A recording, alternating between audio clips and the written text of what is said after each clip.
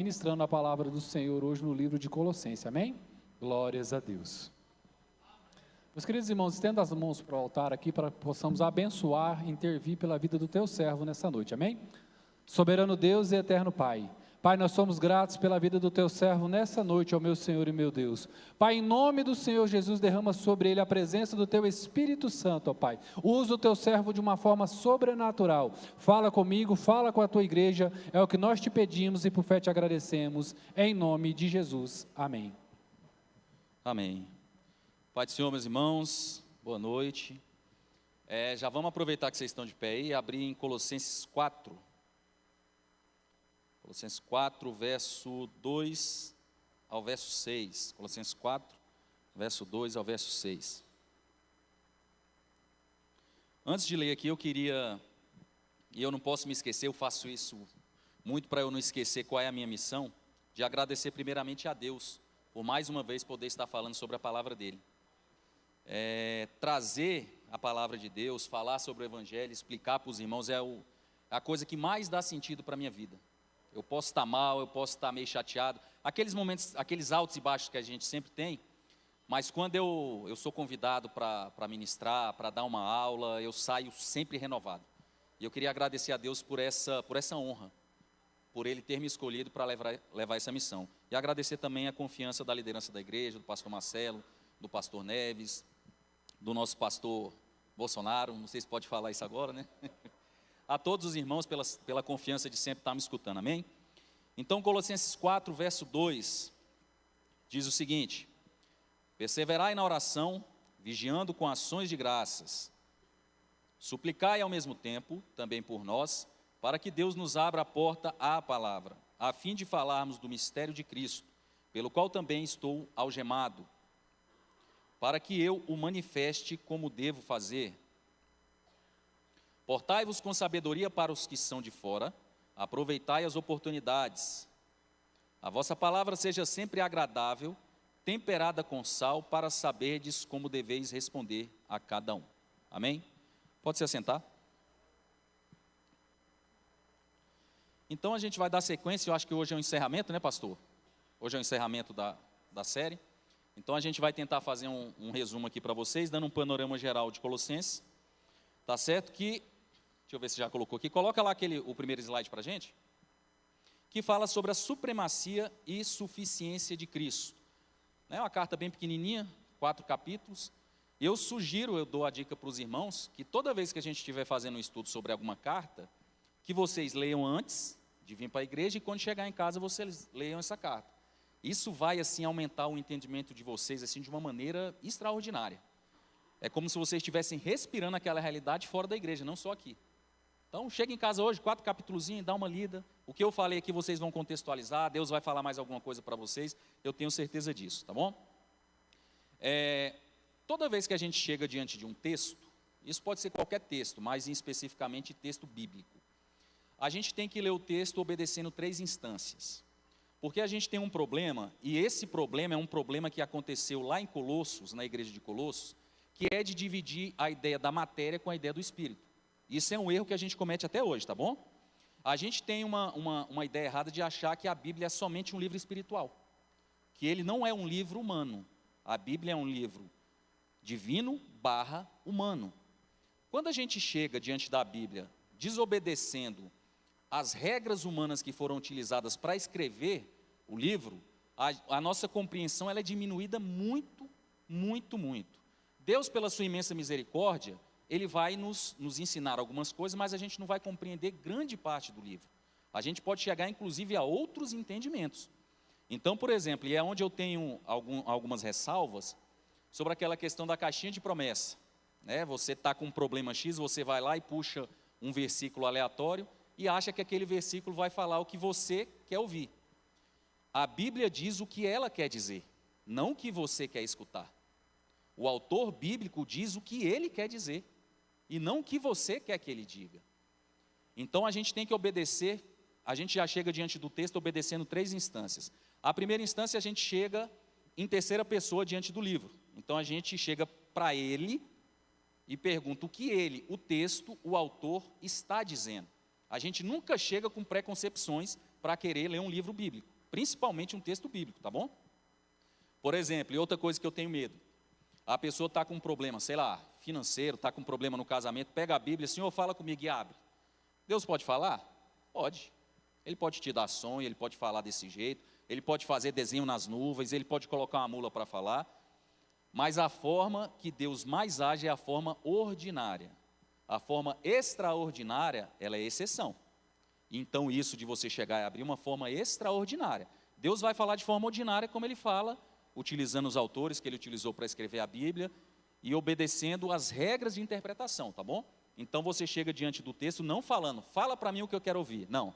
O que você, texto, o que o autor, o que ele disse, o que ele tem para me dizer. Então você lê o texto, pegando um contexto, né, o que Paulo, qual é a situação de Paulo, qual era a situação da igreja, né, obedecendo as regras, qual é o estilo literário que ele está dizendo.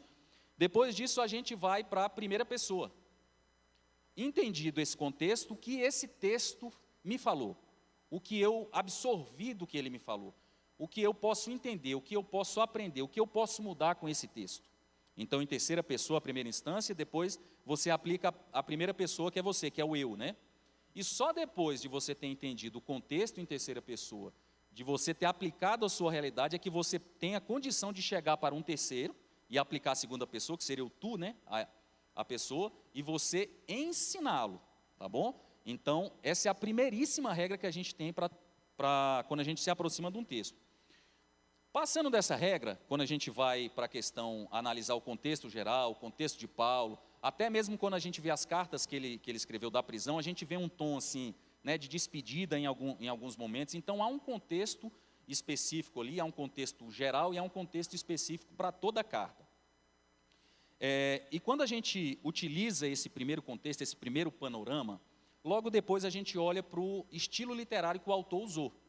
Então a gente não pode, por exemplo, mesmo entendendo qual era o contexto geral, chegar diante de um estilo que ele usou, que no caso aqui, ele escreveu uma carta ou epístola, né? Eu vou explicar a diferençazinha que existe entre essas duas. Eu não posso ler uma carta da mesma forma como eu leio, por exemplo, uma parábola. Eu não posso ler uma parábola da mesma maneira como eu leio uma poesia bíblica. Eu não posso ler um salmo da mesma maneira como eu leio uma narrativa. Todos os símbolos que são utilizados especificamente para cada estilo literário, ele tem que ser respeitado. Então, se eu chegar num livro que é poético e quiser lê-lo como uma narrativa histórica, eu vou me equivocar. Neste caso aqui, Paulo utilizou o estilo literário de carta. E qual é o estilo, qual é o esboço ali, qual é a ordem para a gente dizer que aquilo é uma carta? Toda a carta, ela começa primeiro com uma apresentação básica. E quando a gente vê, né, que ele fala, Paulo, né, ele se direciona a quem ele quer falar, a igreja tal, eu sou Paulo, apóstolo de Cristo, pela graça de não sei o quê, e depois ele começa a tratar sobre os assuntos específicos da igreja. Ele se direciona a uma pessoa em específico, depois ele começa a tratar dos assuntos específicos do problema da igreja, e no final ele faz as recomendações gerais e saudações novamente. Então essa é a estrutura de uma carta. E qual a diferença da epístola? Porque tem algumas bíblias que a gente abre, está lá, carta de Paulo aos Filipenses. Aí a gente abre outra bíblia, está lá, epístola de Paulo aos Filipenses. A estrutura de epístola é exatamente igual à de carta, só que com uma diferença. A carta é direcionada para uma pessoa. A epístola é para uma comunidade, ela pega uma amplitude maior. Só que tem uma coisa muito interessante. Todas as cartas que foram escritas lá no passado, que estão na Bíblia, Deus utilizou uma coisa que a gente chama em teologia de sensus plenior. O que significa isso? Um sentido maior, um sentido mais pleno. Todos os profetas, todos os escritores bíblicos, o que eles escreveram, eles entenderam muito menos do que aquilo que Deus revelou. Então, quando Paulo escreveu, de repente ele estava pensando que só estava tratando de um assunto específico para aquela igreja. Só que Deus pega aquilo ali, existe um senso mais pleno naquilo, Deus aplica a realidade individual de cada um e aplica a todas as igrejas cristãs de todas as épocas. Então, todas as cartas que foram escritas como cartas direcionadas a uma única pessoa, hoje elas tomaram amplitude e todas podem ser consideradas epístolas, porque servem para a gente até hoje. E por que eu estou falando isso? Porque tem gente que lê, por exemplo, uma carta dessa aí e acha que só diz respeito àquela comunidade daquela época. Não consegue fazer a aplicação para si, nem a aplicação para a igreja atual. e é onde a gente não aprende nada e não muda a nossa perspectiva. Então, Colossenses trata sobre a supremacia e a suficiência de Cristo. Coloca o nosso segundo slide aí, meu irmão. Só um contextozinho geral aqui. Não é esse não, esse é o... esse aí, terceiro. Então, só para vocês terem uma noçãozinha. Paulo estava preso em Roma, olha lá onde está Roma. A distância de Roma para Jerusalém é aproximadamente 2.300 quilômetros. Né? E para a igreja que ele se direcionou, que é Colossos, que está bem ali em cima, era aproximadamente 2.000 quilômetros. E eu queria que vocês entendessem o seguinte: hoje a distância de 2.000 quilômetros é já uma distância bem considerável, né? Daqui para Fortaleza. Mas você, considerando que você vai de carro a 120, 130, 140, de avião a 850 por hora, nessa época aí só dava para ir pelo mar, tá? Uma viagem dessa aí durava meses. Então não existia conferência por vídeo, não existia e-mail, não existia nada disso. Então, a concepção de Paulo da distância e dessa realidade que impedia esse conhecimento era muito grande. Por isso que Epáfras foi até Paulo para contar sobre a realidade que estava acontecendo. Só para vocês entenderem aqui, ó, Colossos ele ficava a mais ou menos 160 quilômetros aqui, 160, 190 quilômetros de Éfeso, e ali ao redor, entre Galácia, Colossos e Éfeso, é que se encontram as 7 igrejas de Apocalipse, tá bom? A igreja de Colossos ela estava a 16 quilômetros de Laodiceia, que é outra igreja que Paulo também se refere na carta de Colossos. Passa para o outro slide aí, meu irmão. Contexto da carta. Então, qual o contexto geral dessa carta? A necessidade da carta aos Colossenses foi a introdução de doutrinas errôneas na igreja. Foi propagado ali um sistema doutrinário que era uma mistura de legalismo judaico e filosofia pagã. Esse elemento pagão ficou conhecido posteriormente como gnosticismo. Gravem esse nome aí, tá? Se quiserem chegar em casa e depois pesquisar, eu vou explicar bem rapidamente e vou mostrar como até hoje a gente é gnóstico, tá?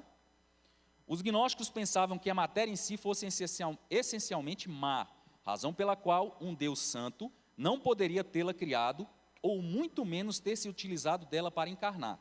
Os anjos, diziam eles, foram os criadores da matéria e através deles seria feita a comunicação de Deus com os seres pecadores. Para eles, Jesus seria apenas um anjo mediador. Então, qual era o problema que essa igreja enfrentava? E não só essa igreja, quando a gente olha o contexto das cartas no geral, a gente vê que essa questão do gnosticismo e do judaísmo, dos judaizantes dentro da igreja, sempre existiu e foi uma guerra ali constante da igreja primitiva. O gnosticismo ele foi o maior inimigo da igreja cristã do primeiro e do segundo século, com este nome, só que essa percepção já existia muito antes. Gnosticismo é um nome grego, né, que significa gnose, significa conhecimento. Então eles pregavam que, né, como eu expliquei aqui, a matéria ela não poderia estar unida a um Deus santo. Então a matéria e espírito elas não concordavam entre si. O movimento gnóstico ele não é um movimento coeso, existem várias linhas, né?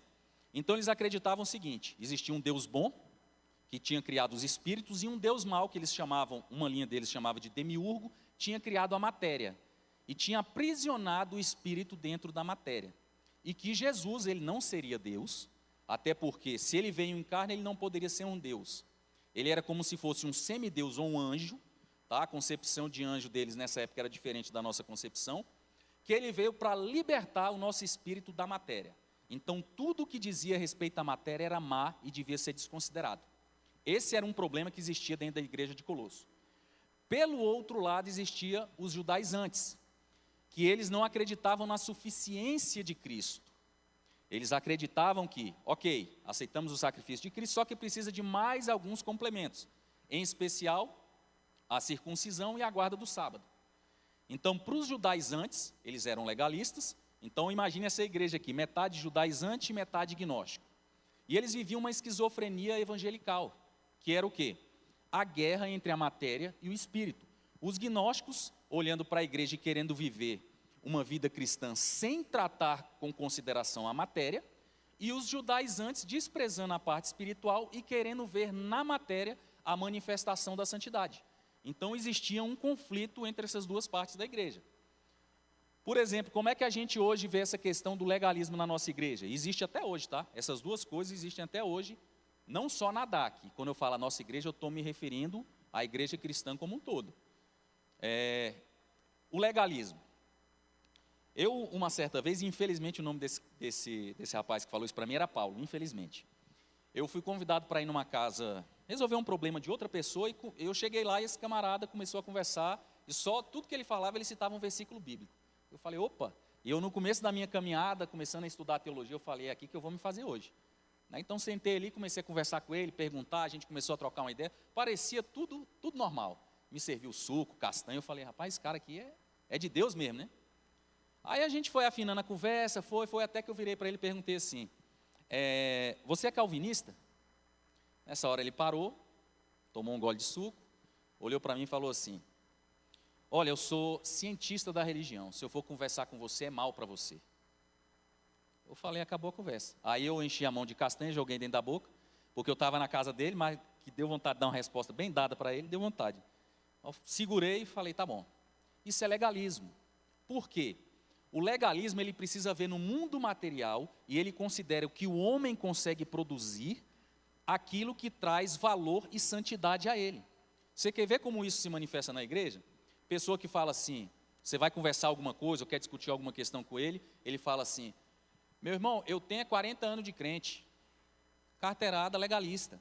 E o que tem a ver você tem 40 anos de crente? De repente, aquele irmão que tem 4 dias de crente pode estar mais santo que você. Essa santificação não vem através do que você produz, não vem através do tempo que você humanamente pode contar, não vem através do teu cargo.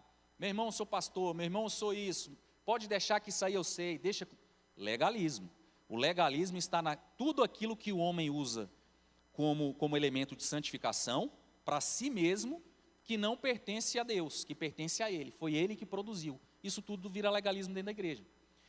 E a questão do gnosticismo? O gnosticismo, ele desconsidera tudo que é da matéria, porque ele acha que a matéria é má, e ele acha que tudo é espiritual, que é outro erro, porque nós fomos criados como seres híbridos, nós somos espirituais e materiais. E quando Deus criou o ser humano, ele falou, e viu Deus que era bom, aquilo que ele criou, ele mesmo disse que era bom. Então o homem, a carne do homem, no sentido matéria, não é má. O que é má é a vontade do homem, porque a gente aqui é só o boneco, né? Essa nossa carne aqui é só o boneco, ou ela vai obedecer ordens que vêm do Espírito, que vêm de Deus, ou ela vai obedecer ordens que vêm da alma. O problema é a mente humana que coloca o corpo para obedecer a si mesmo, mas a matéria é boa, tanto é que quando nós ressuscitarmos, nós vamos receber novamente corpos e corpos glorificados.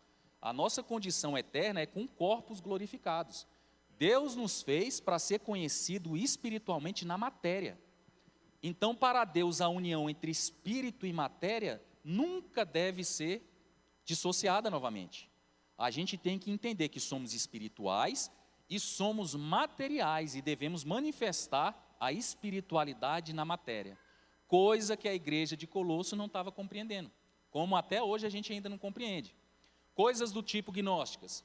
Hoje em dia está até um pouco diferente, mas há alguns anos a gente escutava muito sobre teologia.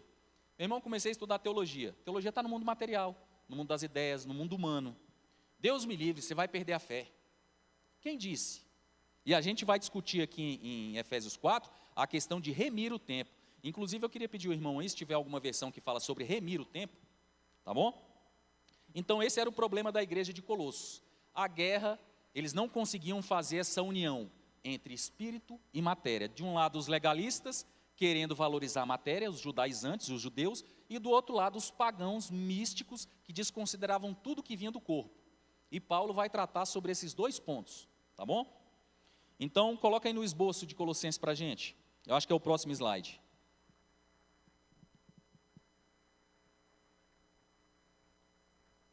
Esse aí. Então, como é que se divide a carta aos Colossenses? Ela se divide, ela tem 4 capítulos, tá? E ela se divide em 2 partes. Nos 2 primeiros capítulos, há uma parte teórica da defesa de Cristo, uma parte espiritual e teórica que Paulo fala da supremacia e da superioridade de Cristo.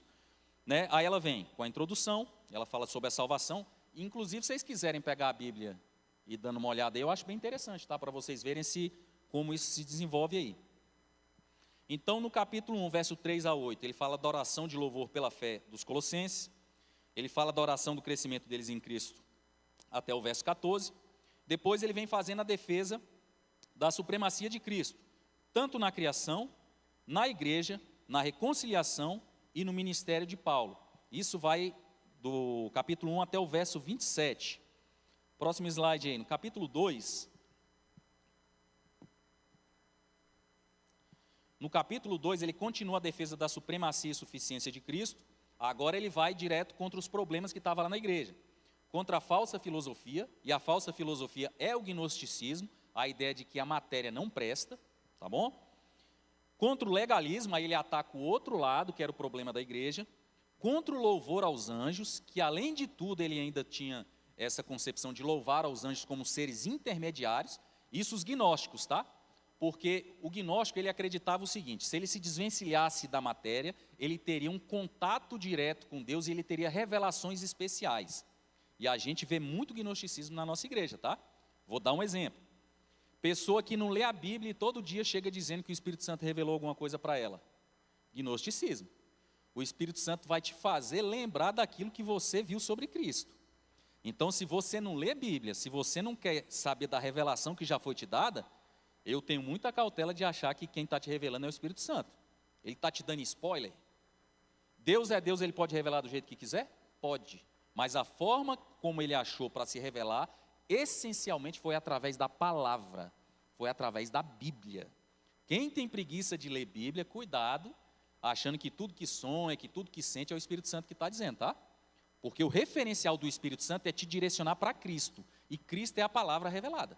Se você ignora Cristo, como é que você quer ter um relacionamento com o Espírito Santo? Então a gente vê muito isso na igreja, a pessoa que acha que é mais santa porque está mais tempo de jejum, a pessoa que acha que Deus vai falar mais com ela porque ela fala em línguas. Então essas coisas místicas ela eleva num nível X de santidade e ela acha que aquilo é o que vai levar ela para o céu, aquilo que Deus deu para ela como conhecimento e despreza a outra parte. Então eu costumo dizer que a gente tem que dividir. Se você quer ser santo, se você quer ser realmente a imagem de Cristo, e Paulo vai tratar sobre isso aqui de forma agora prática, você tem que ter pelo menos ali, tenta regular isso, pelo menos 50% de estudo da palavra e 50% de oração. Porque se você for para um lado demais, você vai virar legalista, se você for para o outro lado demais, você vai virar místico. Então o gnosticismo e o legalismo estão na tua mão. Se você desequilibrar a palavra, a palavra que está do lado do legalismo e a oração, jejum, se você desequilibrar isso, você vai para um dos dois pontos. E isso é certo que vai acontecer. Então procure esse equilíbrio.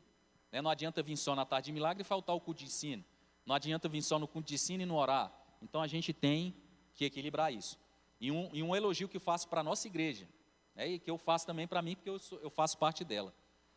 A nossa igreja, de todas as igrejas que eu conheço, não estou dizendo que é a melhor, que é a mais santa, tem os seus equívocos, como toda igreja tem, porque senão já estaria no céu se fosse perfeita.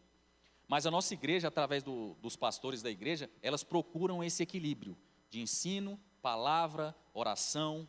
É uma coisa que está dando sustento e vocês estão observando o crescimento da igreja por causa disso, tá? Se fosse demais para um lado e se fosse demais para o outro, ia dar erro. Então Paulo fala sobre a defesa aqui no capítulo 2, de forma teórica. Então ele vem explicando de forma teórica. Só que agora ele vai para a prática. Como que vocês vão viver agora na prática, na matéria, aquilo que eu expliquei de forma espiritual? Então no capítulo 3 e 4, próximo slide aí, por favor. Então ele continua falando sobre a supremacia de Cristo exigida na vida cristã, agora ele já foi para a tua vida prática. E entendam, tá? Se a gente tem problema hoje, os mesmos problemas que eles tiverem, a gente tem a Bíblia na mão, naquela época eles não tinham não, tá? O livro de Colossos mesmo, a carta só chegou depois e mesmo assim a Bíblia não estava compilada na mão deles.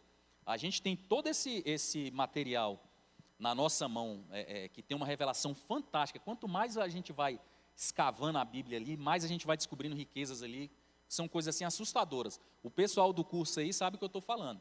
Quanto mais a gente estuda, quanto mais a gente fala da palavra, mais coisa vai sendo revelada, a gente vai ficando assustado. A Bíblia é como se fosse assim, um campo de mineração inesgotável de riqueza. Se você acha que, descobri uma pepita de ouro, cava mais, só vai aumentando o tamanho, só vai aumentando o tamanho, e nunca acaba. E nunca acaba. Em relação a Cristo, capítulo 3, verso 1 ao 8, aí ele fala em relação à igreja local, como os cristãos deviam agir, os crentes, em relação à família, como eles deviam agir em relação ao trabalho, em relação à sociedade não cristã, e ele faz a conclusão, falando sobre os seus companheiros, né? E Paulo ele fazia uma coisa bem interessante, que até dentro da psicologia a gente vê, e eu gosto muito disso, e eu lembro de um ditado que diz que vaca que apanha esconde leite, né? Paulo, ele ia lá, passava a mão, sempre fazia um elogio no pessoal que estava com ele, a quem ajudava, a quem ele direcionava a carta. Então esse pessoal sempre prosperou e sempre desenvolveu dons através dos conselhos e através do direcionamento de Paulo. Que é o que acontece aqui na igreja. Muitos talentos aqui que estavam escondidos aqui, se desse paulada, a vaca escondia o leite. Então o pastor Marcelo foi ali, deu um jeitinho, passou a mão, foi dali. Então a gente vê aqui vários talentos em várias áreas aqui, né, que é exatamente para cada parte do corpo aqui, somar e o corpo crescer rumo a Cristo. Então voltando agora lá para o capítulo 4. Coloca para a gente na tela aí, por favor, meu irmão. No capítulo 4, verso 2.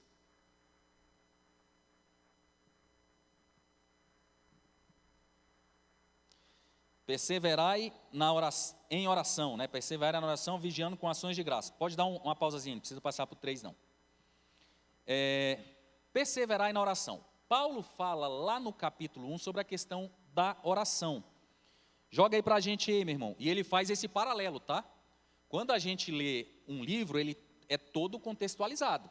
Paulo não começa a falar uma coisa, quebra aqui, começa a falar sobre outra, não. Ele está falando sobre uma questão de um todo. Coloca aí para a gente Colossenses 1, verso 3. Colossenses 1, 3. Damos sempre graças a Deus, Pai de nosso Senhor Jesus Cristo, quando oramos por vós. Verso 8. Isso lá na introdução. O qual também nos relatou do vosso amor no Espírito. Espírito em maiúsculo, Espírito Santo, tá? Verso 9. Por esta razão também nós, desde o dia em que o ouvimos, não cessamos de orar por vós e de pedir que transbordeis de pleno conhecimento da sua vontade em toda sabedoria e entendimento espiritual. 10.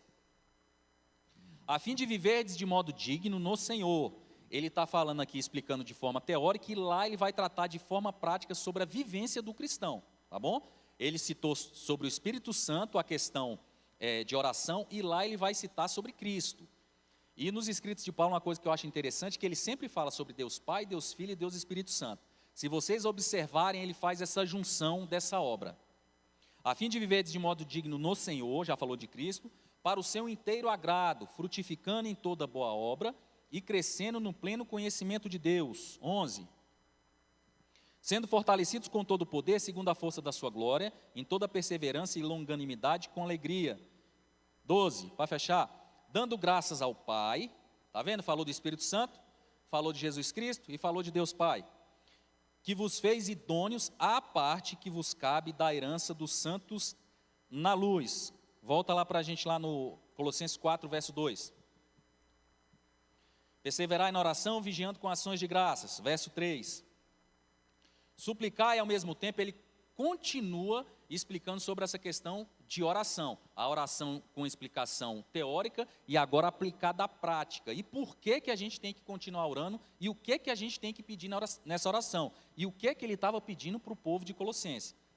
Ao mesmo tempo também por nós, para que Deus nos abra a porta à palavra, a fim de falarmos do mistério de Cristo, pelo qual também estou algemado. 4. Para que eu o manifeste como devo fazer. 5. Portai-vos com sabedoria para os que são de fora, aproveitai as oportunidades.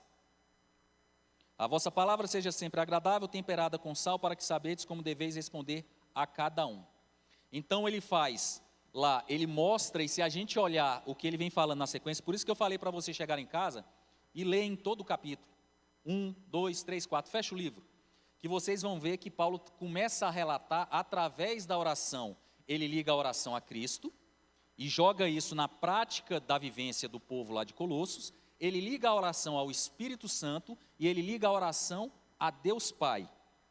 Só que quando ele faz isso, na sequência do capítulo, ele mostra o que a gente vai produzir, e quando a gente vê o que a gente produz, a gente lembra dos dons do Espírito, do dom do Espírito Santo, que age na gente.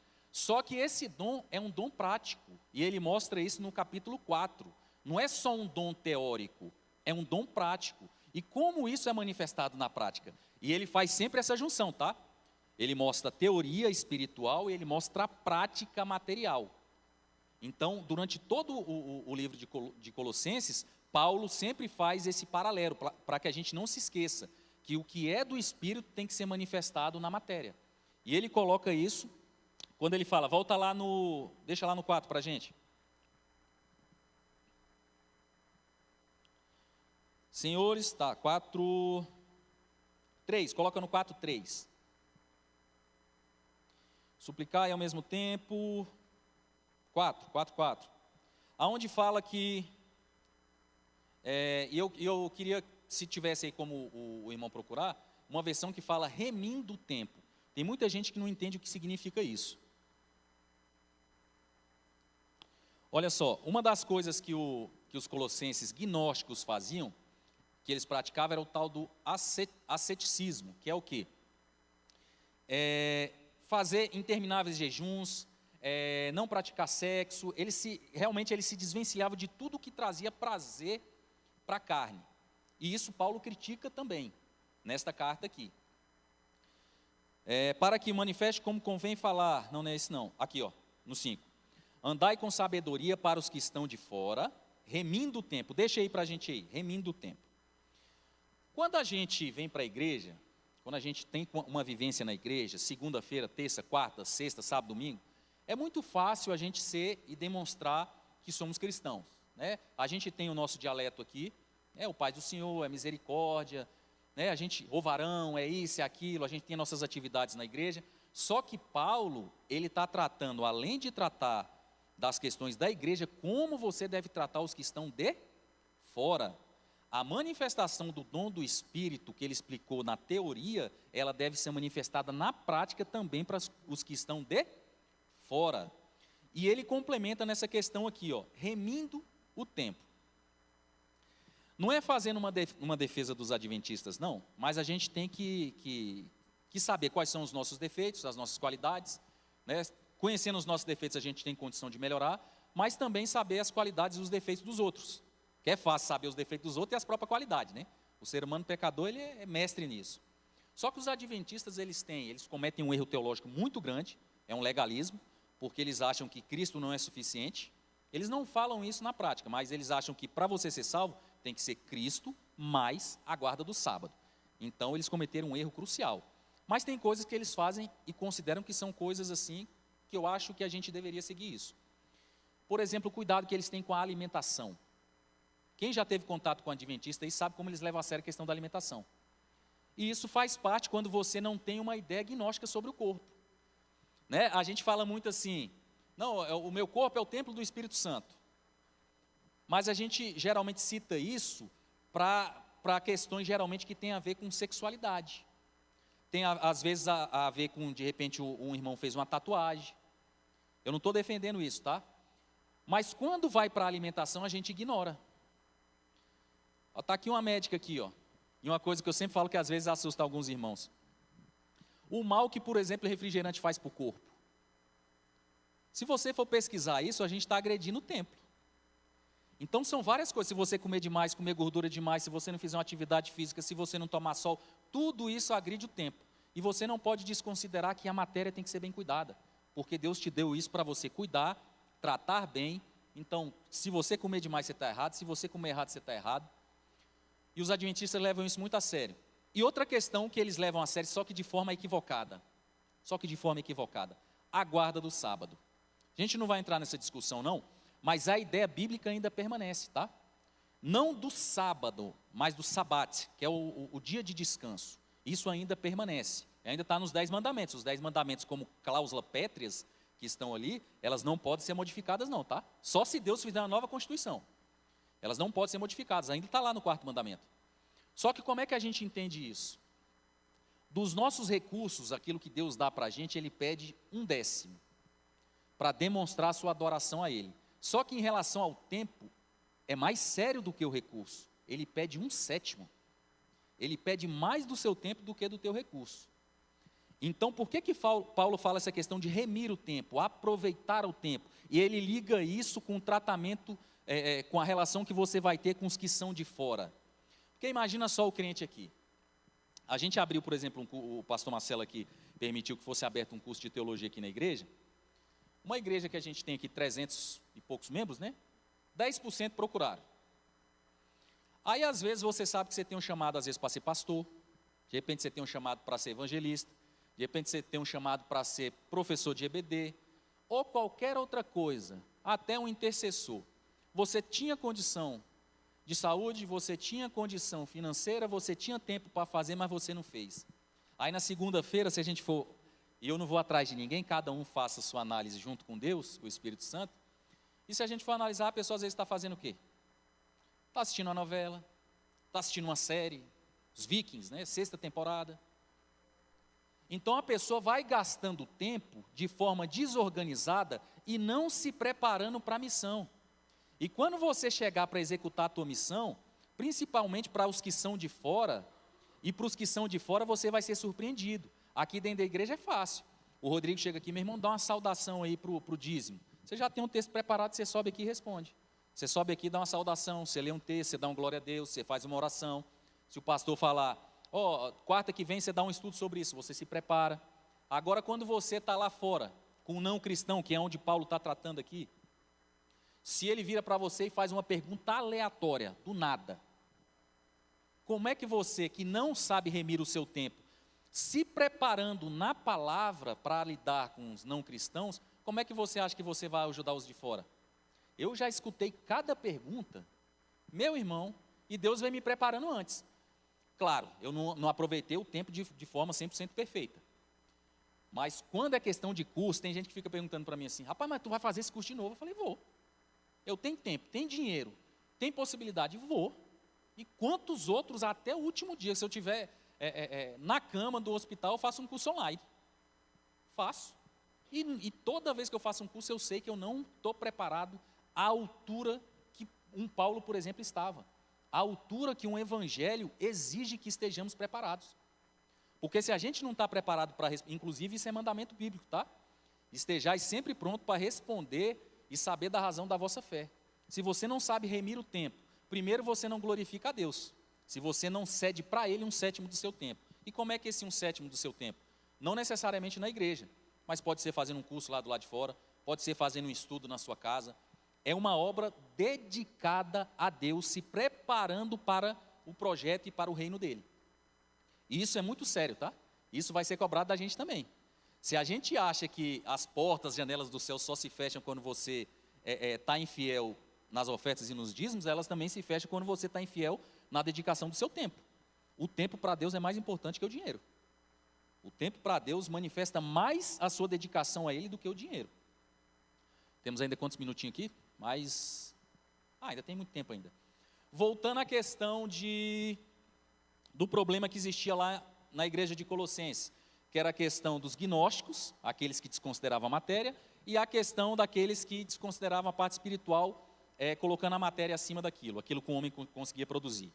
Isso foi um problema durante toda a época da igreja e é um problema até hoje, tá bom?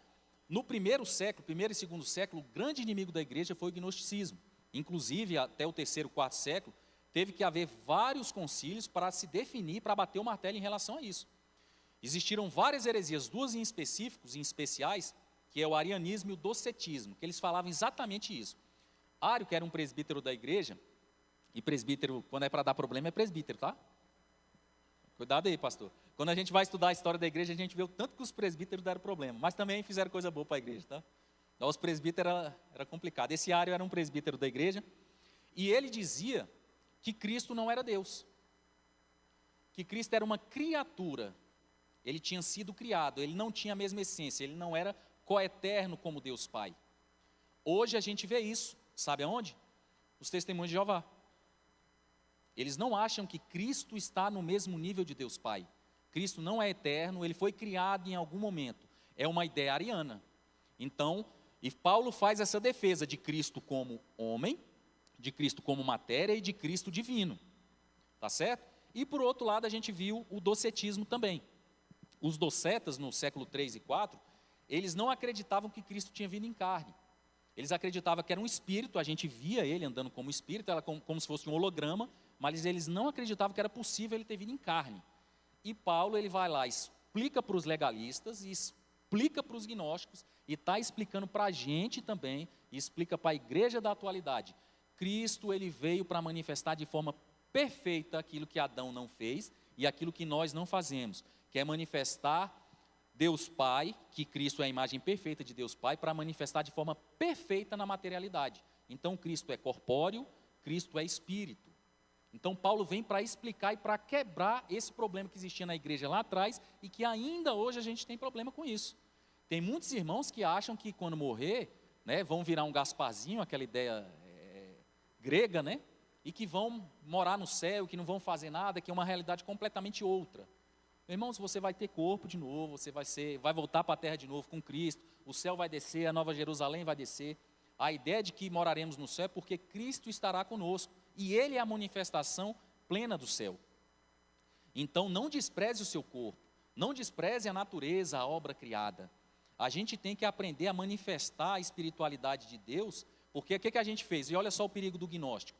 Quando a gente acha que tudo que está ligado à matéria é do mal, e a gente se afasta da matéria, a gente entrega a matéria para ser produzida aos não crentes, aos não cristãos. E eles vão lá e trabalham e produzem em cima da matéria, coisas que não são do agrado de Deus. E a gente comete esse equívoco, esse erro muito grande. Quer ver um exemplo? Eu comecei a fazer um doutorado em educação. Não tinha nenhum crente lá. Todo mundo era progressista, cabeça progressista. A grande parte que tinha ali, de 40 que tinha, eu identifiquei pelo menos 30 que defendiam abertamente ideologias do mundo, principalmente questão de homossexualidade.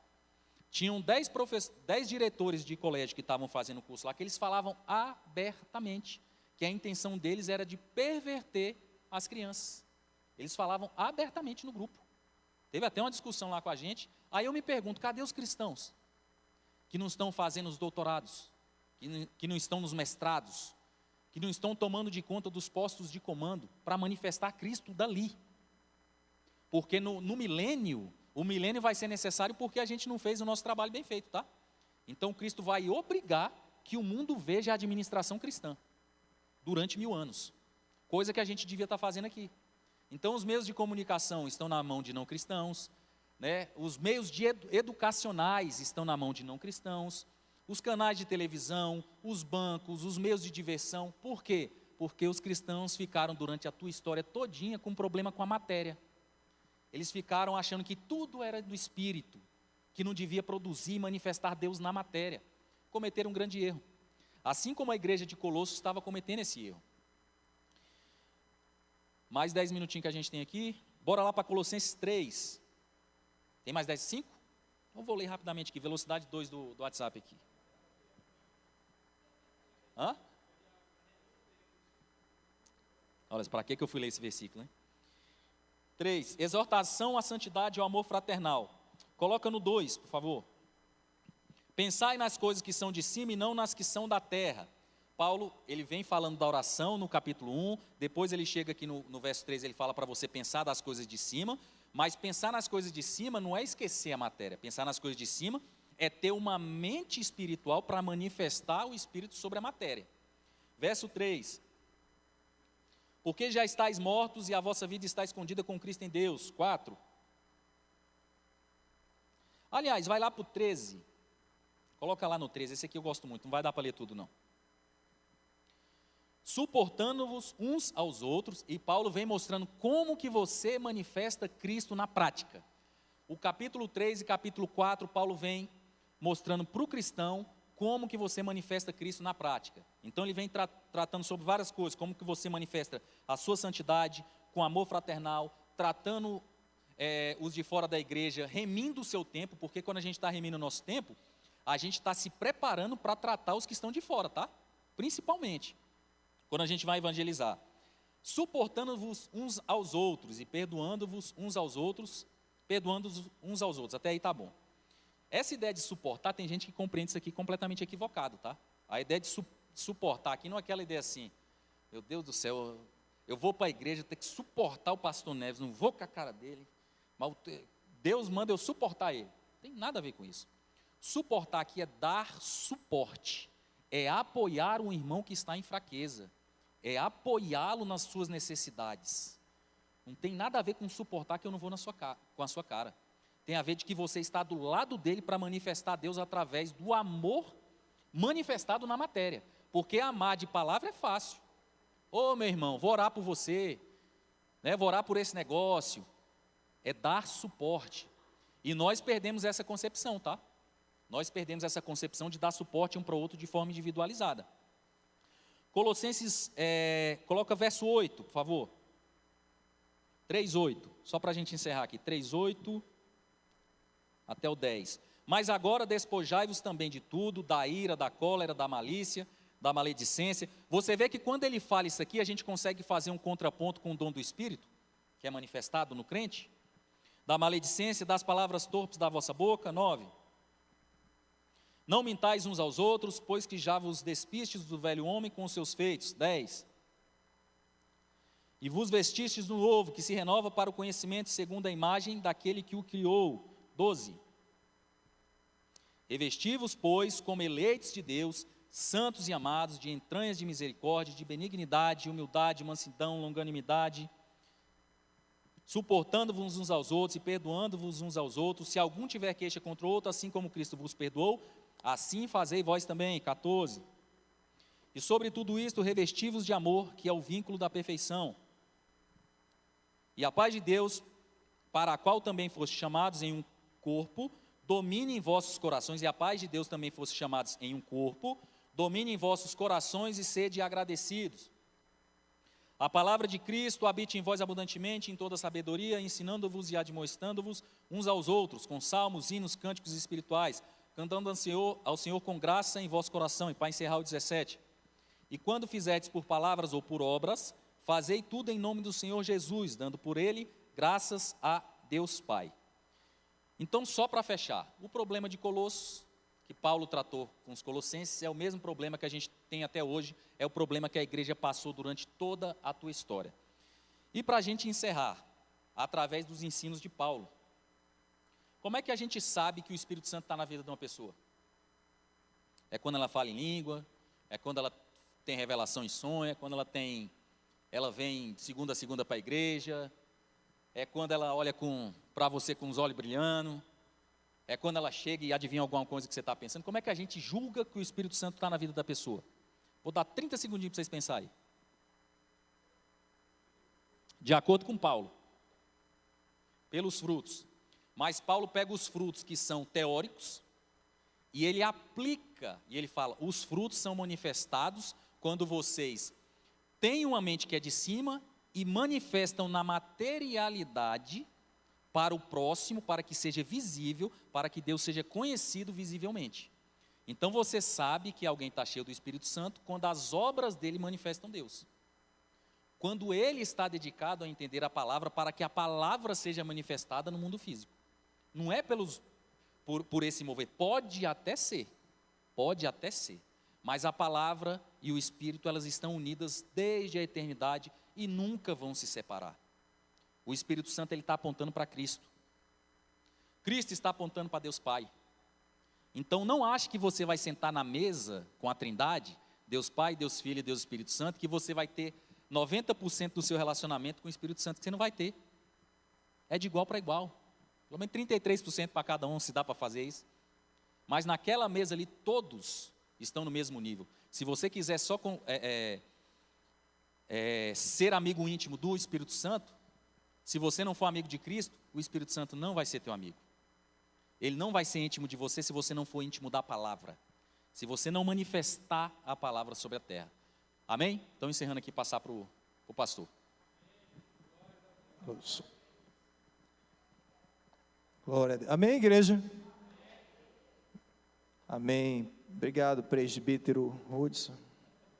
Mas esse não dá trabalho, não. Vamos ficar de pé, agradecer.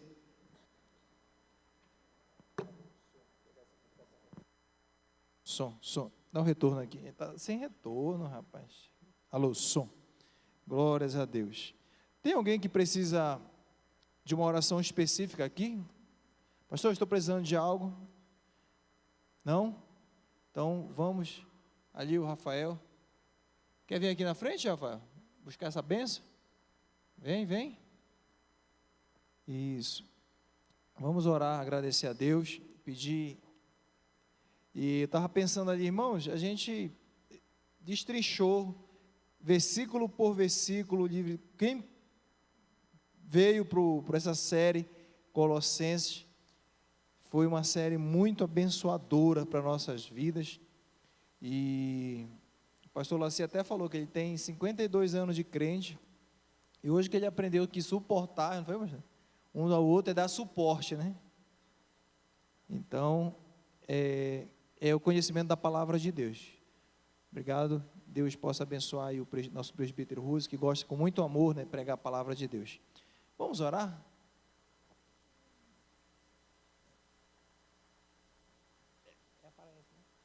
Está vendo? Não esqueci. Vamos orar aqui pelo Rafael e pela Andréia, para que haja resposta. E o Rinei também. Cadê o Rinei que me pediu oração? Já foi embora? Vem cá, rapaz. Vamos confirmar essa bênção aí, para todo mundo comemorar essa bênção em nome de Jesus. Estenda suas mãos aqui para frente. Esses irmãos precisam de uma resposta da parte do céu por esses dias, e nós podemos orar em concordância ao nosso Deus. Pai, te louvamos pela vida dos teus servos. Eles precisam, Senhor meu Pai, de um suporte do céu, que seja feito conforme a tua vontade. Nós oramos em concordância por eles, que os teus sonhos possam, Senhor, coincidir com os sonhos, e se for da tua vontade, meu Pai, tudo isso, meu Pai, que está sendo pleiteado, toda essa vontade, que o Senhor faça cumprir. Eu te peço, no nome de Jesus, visita esta causa. Aí na nave do tempo também, que nos assiste, meu Pai, te peço uma bênção especial, guarda teus servos, guarda, Senhor, esta igreja. Obrigado por este culto de ensino, continua nos guardando, nos livrando, que a tua palavra seja prioridade sempre aqui nessa igreja, em nossos corações. Te louvamos por este culto maravilhoso. Agora eu te peço que leva-nos em paz, que o teu grande amor, a graça do nosso Senhor Jesus Cristo, a doce comunhão e a consolação do Espírito Santo de Deus possa estar presente hoje, sempre, na sua vida, na sua casa, na sua família. Em concordância, a igreja diz: amém. Que Deus abençoe a todos. Um bom retorno para casa.